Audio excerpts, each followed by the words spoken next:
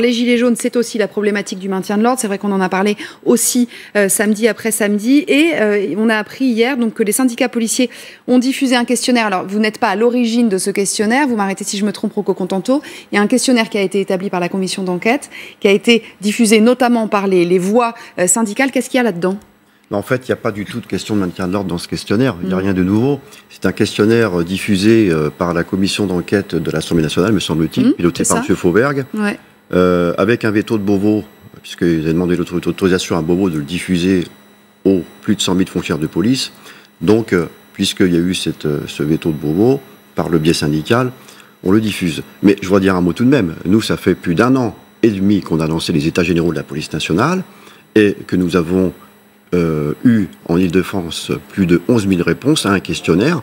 Et ce qui est éloquent, c'est que les 3 revendications de nos collègues, ce sont les délitements de leurs conditions de travail, les cycles horaires compliqués et les problèmes de management hiérarchique. Alors dans ce questionnaire-là de la commission d'enquête parlementaire, il y a beaucoup de choses.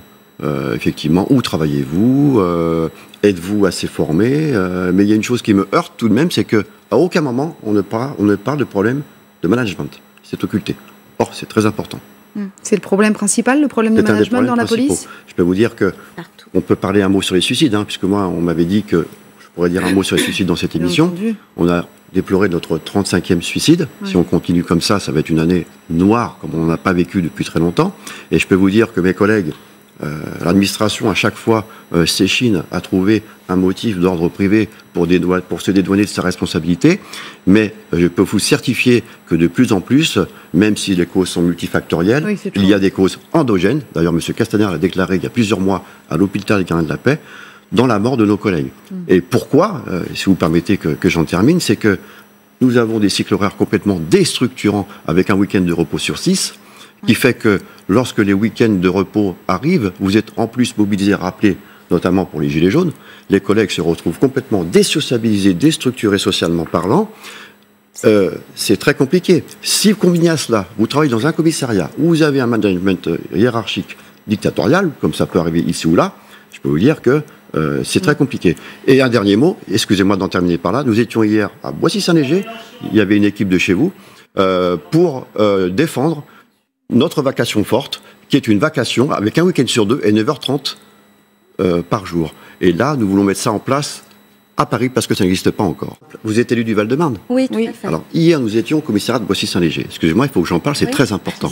Puisque le commissariat de Boissy-Saint-Léger, c'est le seul commissariat sur la plaque parisienne avec un cycle horaire adapté. Un week-end sur 2, 9h30 de vacation. Vous entendez le cycle idéal. Alors, attendez, expliquez-nous. 9h30 de vacation, un week-end sur 2. Un week-end sur 2 et un mercredi sur 2. Ça n'existe nulle part ailleurs. C'est un cycle qu'on a arraché au forceps pour l'administration, mais l'administration, le préfet de police, le ministère de l'Intérieur ne veut pas en entendre parler par peur du phénomène de contamination. Ils préfèrent nous infuser des cycles horaires à 12h08.